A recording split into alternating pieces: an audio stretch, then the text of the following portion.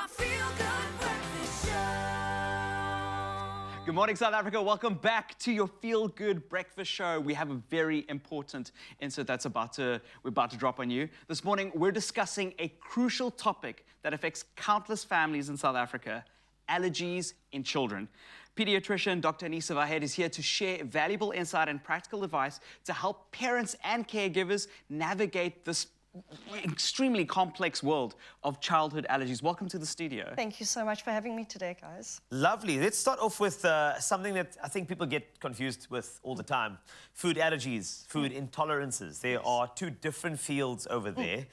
So take us through, what are the differences? So everyone they get very confused about it. Yes. Big message is food allergies is the life-threatening one. That's the one you always have to get worried about. Yes. And the big thing is where it's going to affect the system. So you've got a food intolerance, and what it basically happens is digestive system gets interrupted. Okay. So you eat something, your digestive system hates it, it gets irritated, it can't break it down, you get symptoms from it. Okay. Food allergies, you will go and eat something, but your immune system's going to start happening. And then what happens is it starts a whole cascade of crazy events, and then you can start getting mild symptoms, and that can progress all the way to anaphylaxis, essentially.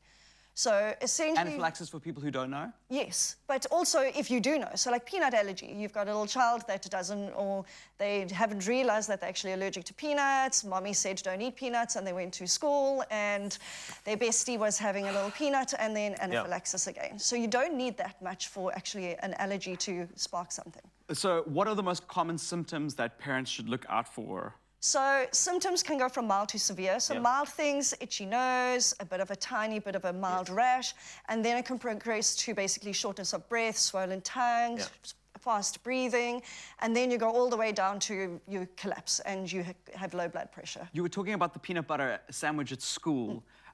This is something that I've actually thought about a lot since having a daughter. How do we communicate to schools that what food should be brought to school? They might not have rules about it, and we might be putting other children or our children in danger. Yeah, so big step is communication, and the big thing is I always say don't forget to flag your child, so get those medic alert bracelets. Yes. Plain, simple, you can kind of just, so if your child collapses, the teacher's already flagging it. But the big thing that I'm always involved in is action plans. So have something written down, because especially when we're in panic mode, what does everyone do? Everyone flails around panicking. And if you've got something written down and you have it where you've got all the emergency numbers, what exactly doses to give, antihistamine, steroids, EpiPen, and also the ambulance number, your local doctor, and mom and dad's number to phone them to say, listen, your child's not right, come quick. Yeah. As long as it's all written down and it's in your diary or in the lunchbox, you're sorted. Yeah, I'm also thinking about sharing lunch. You know, that was a big thing at going to school. So perhaps it's also quite important for the children to also be educated about their allergies so that they know what to say yes and no to. That type of communication has got to be very, very important, especially with your child. But also amongst the parents within the class. So I know a lot of classes have basically opted to say, listen, we've got one child who's got this specific allergy, especially peanuts. No one must bring peanuts. Make it plain and simple. Love it. So then at least we're not exposing them to it, and we're not scaring the other children when something bad happens. So if you're in a PTA and you're watching this, please make sure that you are exercising these precautions. Now, what are treatment options if something does go awry, like you said? So there's the local over-the-counter antihistamines. There's steroids that we can also do. The big thing is that when you go on to the stronger things, like stronger dose steroids, steroid creams, but there's also the EpiPens. So that's where us doctors will go and prescribe it, and we'll start training everyone up to how to use it properly and make sure that that's always not expired, because that's the big thing that everyone forgets about, that those medications get expired, and that's when you need them. And so where do we draw that line with regard to, you know, my child just had a reaction to that, it should be okay, and going to go and see you for a proper test? So essentially our role is what we do is that I say any reaction is a reaction. That should always get checked out.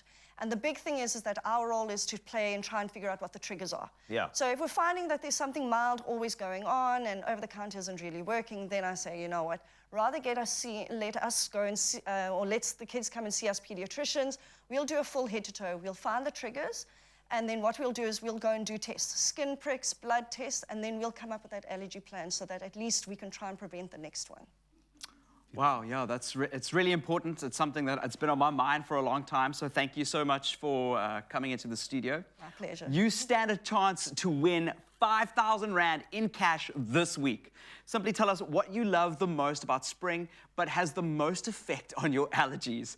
Don't forget to include hashtag LEVOGEX in your answer on our Facebook, Twitter, or Instagram competition post. Competition closes on the 9th of October. T's and C's can be found on expressoshow.com. Absolutely incredible. I can tell you it's fantastic. And of course, LEVOGEX, use that if there is an allergic reaction, of course. And naturally, if you want to get any of the details, because see your pediatrician, keep open communication with the school as well. Be safe out there. And I'm glad that we can enable any sort of education around allergies and tolerances. We've always got your back on your Feel Good Breakfast Show.